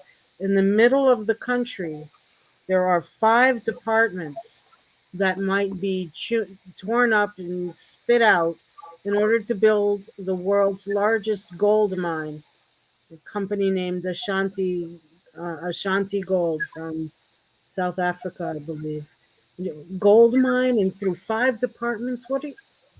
Anyway? Yeah, it's Right. So let's be clear about this. mm-hmm, Our government, okay, the CIA, mm-hmm, is supporting multinational corporations from all over the world in Colombia. It's not even just American corporations. that's correct. It's multinationals from other area to exploit Colombia, to despoil Colombia Yes, on behalf of corporations. yes, I mean, this is classic imperialism. yes. That's all it is. And our government is doing that throughout the whole of Latin America, not This is simply Colombia. this That is is our foreign policy in Latin America. And it has been for years and years. It's a return to the 1920s and 1930s and mm, 1910s. It's terrible. it is, Joe, and you just brought tears to my eyes because it is exactly what's going on, and it's an abomination. And Yes, and it just has to stop. Okay, I suppose I have to think. I don't know. I think it would have stopped under Bernie Sanders, but it wouldn't have been easy. Even if he became the president, it wouldn't have been easy. These people are so entrenched. yeah, It's almost like you would have had to have destroyed the CIA altogether and built the espionage services back up from the bottom with entirely new goals and entirely new people, and just retired the people we have now, because they're just committing international crimes every day all over the place. Violations of human rights. you got that right. It is And just incredible. that's Incredible. part of the title of our series, is it's an examination into human rights violations. And if you ever go in, Buenaventura is a case in point. There's like 70% of Colombia's economy flows through there in cargo ships and then trucks designed to bring things inland. And the poverty of the people who live in Buenaventura is unlike anything I've ever seen. But it's also racist, based on racism, and it's I mean, many countries around the world use that port. United States uses that port, and the people in those countries who use in those countries that use the port don't know what the living conditions are for people, and yet the people they're fighting back, they're resisting in whatever ways they can, and they're just it's strong spirit and determination to survive. Even while we were talking to people last Sunday, one of the people who was talking had to leave because there was the appearance of armed groups outside of his door or down the street, and he had to deal with it. And then another one of the people who was on the show told us that just 2 days prior, an entire he himself came from a neighborhood in Buenaventura that was on the sea, and that on the Pacific Ocean, and it had a long history of culture based on the sea and the fishing and the like. His whole neighborhood was lifted up and moved inland because the port wanted to expand. Then 2 days ago, 2 days prior to Sunday, rather, another whole neighborhood was moved to the same place where he was. It's just not. How can they move whole neighborhoods? How can that happen? It has to have the go ahead from the Buenaventuran government and the departmental government and the state government. And it's when you talk about human rights violations, it's all right there. I mean, how you just we talk about displacement and gentrification in New Jersey and throughout the United States, but I mean, we know what it's like. But it's so far it's many steps removed. In Colombia, it's just we don't want you to live there. And what happens first is that the violence escalates so that either people are killed or people leave. So that's displacement through living conditions and the problems of living conditions. Yeah, basically through terrorism. Yes, People yes, state terrorism. And then people say, "Oh, I mean, they have no, their options are limited and gone," and they go, and it's repeated over and over again throughout Colombia, and it's on that note, I'm gonna try to go to sleep. I have Okay. to get up early in the morning, but this is gonna make it hard. This last part of the discussion and the whole discussion will probably keep me awake for at least another hour or two. But Okay. I am sorry, Madeline. no, don't be. I'm not sorry. I'm just, because this is important stuff to get out.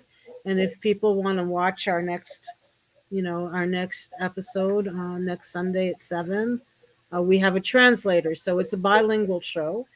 Some people on the show, many speak nothing but Spanish. Um, I've been learning Spanish for the last couple of years, so I'm not quite bilingual yet, but I'm getting there. But we have someone else translate who's much better at it. She's from Colombia. Um, the show last week it was so moving and profound. I recommend it to anyone watching tonight. Okay. Thank you, Madeline. I'm going to let you go. There Thank you. are some few the questions I should cycle back, okay, and take. Okay. But they're not directly related to what you were talking about. All right. Well, Thank you very much you're welcome. for coming, and thank you very much for spending all this time with us. I appreciate it. It was really excellent. Thank you. Feeling is mutual. Good night, everybody. Okay, good night, Madeline. Good night. Okay, folks. So I think that was quite an interview, right? Yeah. Okay, I'm going to go back to the beginning, and there were some comments that I missed that were not directly related to Madeline. Ghostart says, the BRB got to order pizza so I can get some Coke to mix with the whiskey. Amber says, good, because I've got heartburn from all the word salad people serve. That was very good, Amber. And I read Lana's comments. Thank you for asking people to share, like, and subscribe, Lana. I always forget to do that. And Jeff Denton says, wow, she knows about the Red Berets, right on. Yeah, she does.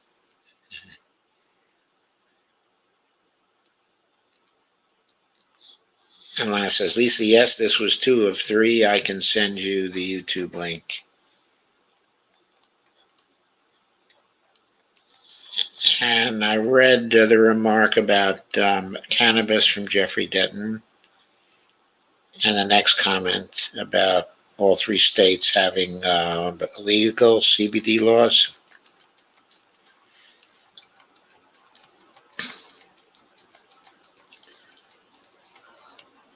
And Steve Gonzo says, bikers stopped to block the entrance at the Kellogg's plant in Omaha, Nebraska from letting scabs through.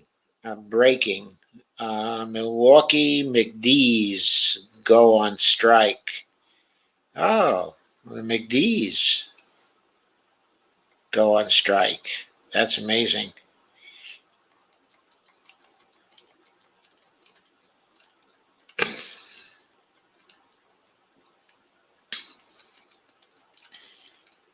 And I'm skipping through pretty fast now because we covered a lot of these other comments about single payer and Madeline.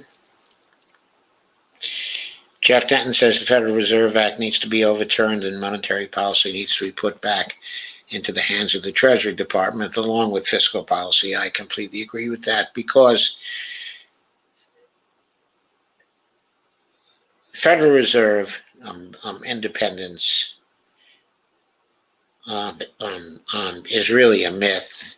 They have a certain amount of independence from Congress, okay, and from the executive branch, but they are not independent of Wall Street. Most of their people come from Wall Street. Over the years, they represent the interests of Wall Street. The Federal Reserve is like having Wall Street right in the government all the time, performing one of the most important functions, okay, of the government. If I had my druthers, and I do share the MMT view that a lot can be done with the Fed without absolutely rolling it into the Treasury Department. But if I had my druthers, I agree with Jeff Denton, I would roll it into the Treasury Department, make it a subsidiary of the Treasury Department under total control of the Secretary of the Treasury and ultimately the President of the United States. That's the only thing that's constitutional because the Constitution doesn't create 4 branches of government. It creates a legislative, it creates an executive, and it creates a judicial branch, okay, of government. There's no room for a 4th branch, okay, according to the Constitution. The Federal Reserve performs only executive functions, no other functions. There is no constitutional reason why it should not be under the supervision of the President and the Secretary of the Treasury. Jeff also says, and the HMO Act needs to be overturned to take our healthcare system out of the hands of the same exact criminals. Neither act is constitutional or ethical. Thank you, Jeff. Skipping through a lot of other comments. Carmina says, hi, Lana, do you happen to know why the stores and laundromats are crying coin shortage again? I've been trying to hunt up quarters. All I keep getting is dimes and nickels. And those two are HA. I'm not sure what HA means. Oh, are hard to get. I need to do laundry. Oh, I didn't even realize dimes and nickels, that quarters were hard to get. And Dale Weaver says, Dale Weaver gave the link to Hoffman for govnewjersey.com. Carmen says, when I hit the lottery, I'll donate to you, Ms. Hoffman. Yeah, I guess a lot of us are probably waiting for the lottery. Steve Day says, responding to Jeffrey D. at Jeffrey D. overturn the Fed. I think it turned back to Glass-Steagall Act, the regulation would again separate savings from investment. It was largely repealed in 1999 by the Gramm-Leach Bliley Act. Yes, it was.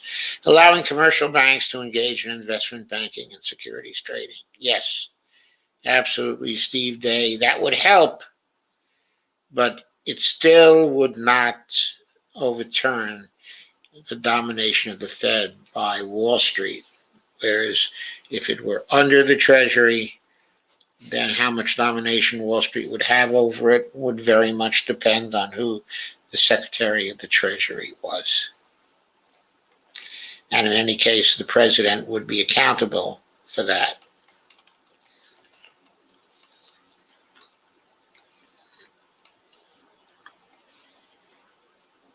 And Carmen says, Hoffnung and its variations means hope in German. That's interesting. Carmen says, CBD oil gives me violent fibromyalgia pain, especially in the head. Oh, sorry to hear that, Carmen.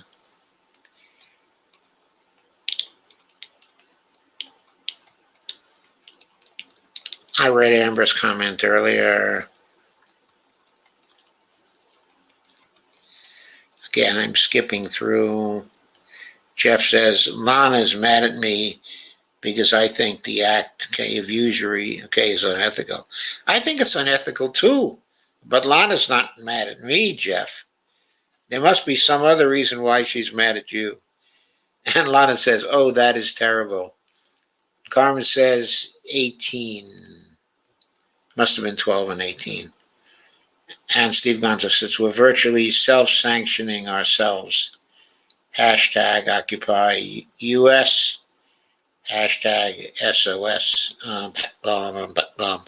USA. Lisa Theobald says, 20% on averages is what households pay in healthcare expenses annually. And Dolores Pierce says, I watched the last show. Dolores Pierce says, thank you, Madeline. Amber says, so nice to see you again, Madeline. Dolores says, I love watching Madeline. Yeah, Madeline is great, isn't she? She's really great. Well, by the way, she's my colleague at KRTD Media also. I should have disclosed that earlier. But anyway, she's my colleague at KRTD Media. Dolores says, I see Madeline as a guest. If I see Madeline as a guest on a show, I watch it. Well, thank you, Dolores. That's really nice to know. Jeff Denton says that Dolores Priest, yeah, I saw that comment. That was weird. And Steve goes, now I'm too stuffed to drink. Jeff does. Everyone should go to Madeline's website. And if she has a Facebook page, go to that and like that. Jeff Denton says, thank you, Joe, again. Dolores says, Jeff Denton and I watched the show where Madeline was discussing her trip to Colombia. Yeah, I watched a part of it. I didn't get a chance to see too much yet, but I'm going to go back and watch it because I think it's really an outstanding show. It looked like it was really going to be quite a show. And the Facebook page, Dolores Pierce says, is Hoffman for the People. And Carmen says, even Wally World is putting up signs saying to have correct change or use cards. Corporations are probably trying to pilfer change from us. Jeff Dent says, here's a link to Madeline's campaign Facebook page. I liked it as myself and also pinned Progressive Independent News New Jersey, so it should feed right into our page in that state. And then the Facebook.com page is Hoffman for the People.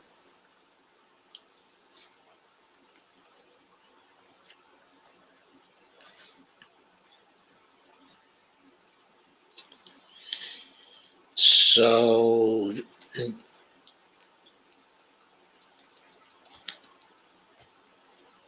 Jeff Denton says, so here's, I already said that. Carmen says, did you like my Dr. Octo mascot idea, Joe? I certainly did, Carmen. And Lisa certainly did too. She loved it. Lana says, Jeff thinks that money is the problem instead of Congress who makes the decisions. He is coming to the conclusion of usury via fractional reserve lending, which doesn't exist. He refuses to learn, Jeff says. Dolores Pierce, I'm pretty sure I made you an admin on the Pin New Jersey page, but if you're not, let me know and I will. And Steve says, how about that? Omar Thatcher endorsement? What? Omar Thatcher endorsement. I don't know what that's about.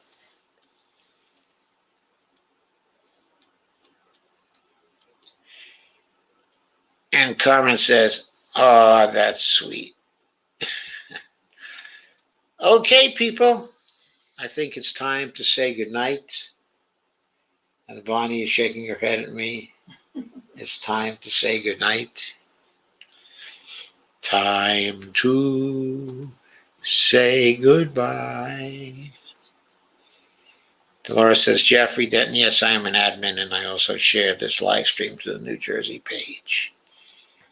So I'm going to end it. I'm going to see you on Saturday night. I had Sarah Hansen of the Red Berets originally scheduled for Saturday night, but she's had to reschedule.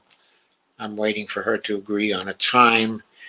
But I have an idea for Saturday night, which may materialize. I'll have a good show on Saturday night anyway, but I have another idea that may materialize between now and Saturday, which I'll certainly promo about so you hear about it. But one way or another, there's going to be a great show on Saturday night. Carmen says, good live stream again, Joe. Night all.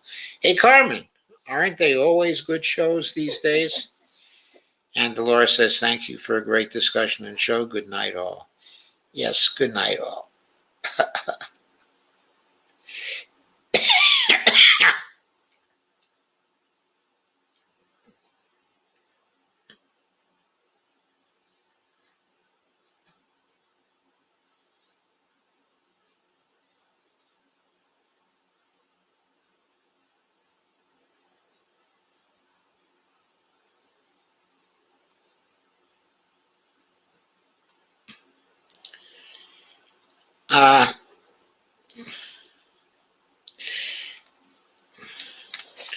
Okay, Dolores,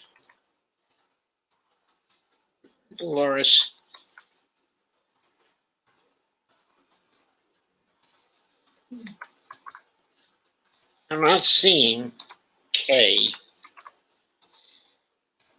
in my StreamYard interface.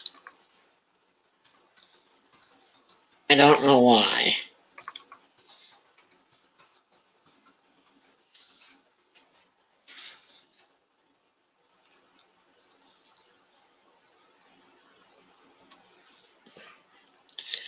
I don't know why.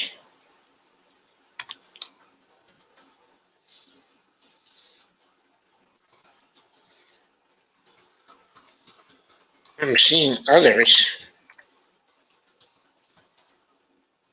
on FB, such as yourself.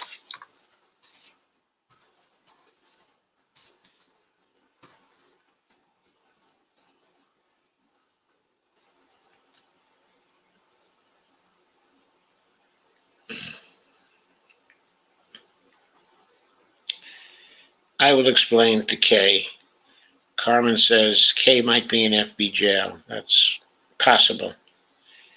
And Professor Spammer has come in again and is trying to spam. Well, I'm going to end this right now, folks, and I will send a message to Kay and tell her that I'm not able to see her. Good night to all, and good night to you, Professor Spammer. Go spam somewhere else. Putz.